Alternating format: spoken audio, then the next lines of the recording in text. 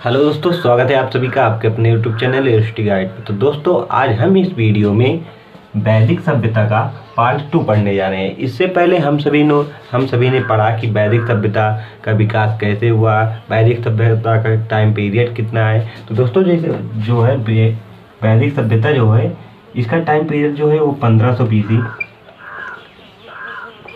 से शुरुआत हुआ। जो सिंधु घाटी सभ्यता है उससे एक लंबे समय के बाद वैदिक सभ्यता का विकास हुआ।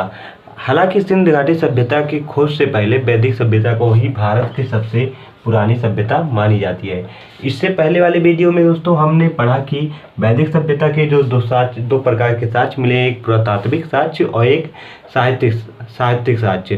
तो पुरातात्विक साक्ष्य में जैसे हमने पढ़ा बोगाज कोई का अभिलेख जो मिला था, जो 1400 BC पुराना था, जहाँ से भारतीय देवता जैसे इंद्र, मित्र और नासत्य, वरुण देवताओं का उल्लेख मिला था। और अब दोस्तों आज हम इस वीडियो में पढ़ेंगे कि जो वैदिक सभ्यता है उसके साहित्यिक स्रोत कौन कौन से हैं। तो जो है वैदिक सभ्यता है इसमें जो इम्पोर्टेंट है दोस्तों, जहाँ से क्वेश्चन ज़्यादा पूछा जाता है वो साहित्यिक स्रोत है। तो वैदिक सभ्यता में जो साहित्यिक स्रोतों में सबसे इम्पोर्टेंट है वो वेद हैं।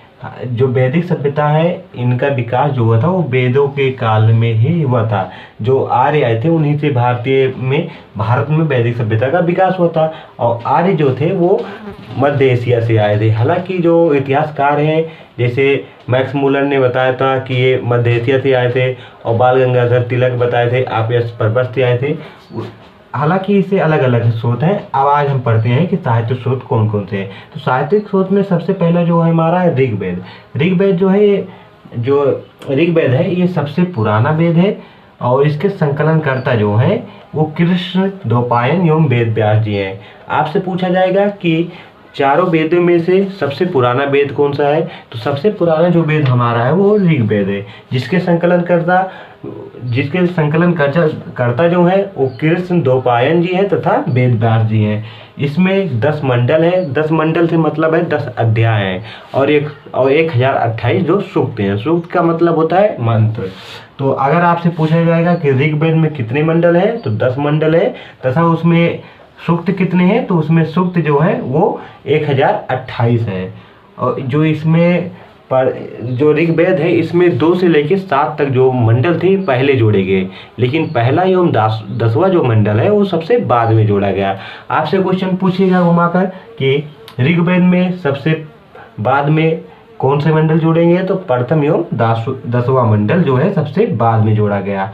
इसके बाद देखते हैं जो ऋग्वेद है इसमें 10 मंडल है, उसमें से जो इम्पोर्टेंट मंडल है उसे मैंने सूचीबद्ध किया है, जिसे आपको याद रखना जरूरी है। जैसे तीसरा जो मंडल है इसमें गायत्री मंत्र का वर्णन है, जिसकी रचना किसने की है, विश्वामित्र ने।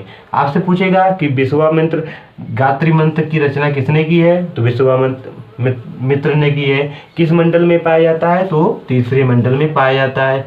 इसके बाद जो 7वां मंडल है उसमें 10 राज्य युद्ध का वर्णन किया गया है। इसमें आर्य जो थे और अनार्य के बीच जो युद्ध हुआ था उसका वर्णन है। इसमें पुरुषार्थ जो है वो रावी नदी के किनारे जो 10 राजाओं के साथ युद्ध किए थे उसी का वर्णन 7वें मंडल में किया गया है। और 9वां मंडल जो है वो सोम देवता से संबंधित है। सोम देवता जो है वनस्पति के उस समय देवता थे। आपसे पूछा जाएगा कि सोम देवता से कौन सा मंडल संबंधित है, तो वो कौन सा है, वो 9वां मंडल है। और इसके बाद जो 10वां मंडल है वो वर्ण व्यवस्था से संबंधित है। पहली बार जो क्षत्रिय, ब्राह्मण, शूद्र ये सब जो वर्णों की व्यवस्था की गई, जिसका वर्णन किसमें है, तो 10वें मंडल में है। अब इसके बाद आते हैं जो ऋग्वेद के बाद जो हमारा वेद रचित हुआ उसके बारे में। तो इसके बाद जो हुआ है वो सामवेद है। तो और दोस्तों ये ऋग्वेद से ही संबंधित जो है हमारा जो है वो जो है पूर्व वैदिक काल है, जिसे ऋग्वैदिक काल भी कहते हैं। इसके बाद सामवेद देखते हैं। सामवेद जो है भारत में संस्कृत के जनक के रूप में सामवेद को ही जाना जाता है। सर्वप्रथम स्वरों का प्रयोग जो हुआ है वो सामवेद में ही हुआ है, या कोई नया वेद नहीं है। जो ऋग्वेद है, ऋग्वेद जो है मंत्रों एवं विचारों से संबंधित है। तो ऋग्वेद में जो गाने योग्य मंत्र थे उसी को सामवेद में सूचीबद्ध किया गया है। तो सामवेद जो है संगीत का वेद है। इसमें सर्वप्रथम 7 स्वरों का प्रयोग किया गया है।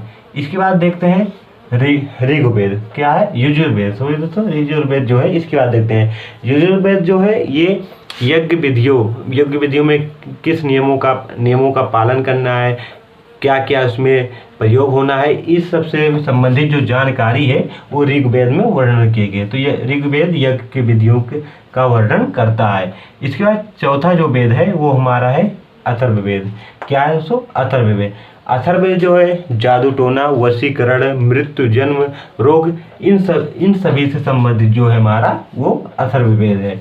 अथर्ववेद को ही दोस्तों सर्वश्रेष्ठ वेद या ब्रह्म वेद भी कहा जाता है और यह सबसे अंतिम का वेद है। आपसे पूछेगा कि भारत जो 4 वेद हैं, सबसे प्राचीन वेद कौन सा है, तो हमारा ऋग्वेद है। और सबसे नया वेद कौन सा है, तो हमारा जो है वो अथर्ववेद है। तो दोस्तों आप सभी को वीडियो कैसा लगा कमेंट बॉक्स में ज़रूर बताएं। इसके का आगे जो टॉपिक है हम नेक्स्ट वीडियो में लाएंगे। तो thank for watching this video. और हाँ दोस्तों, अपना विचार कमेंट बॉक्स में साझा करना ना भूलें।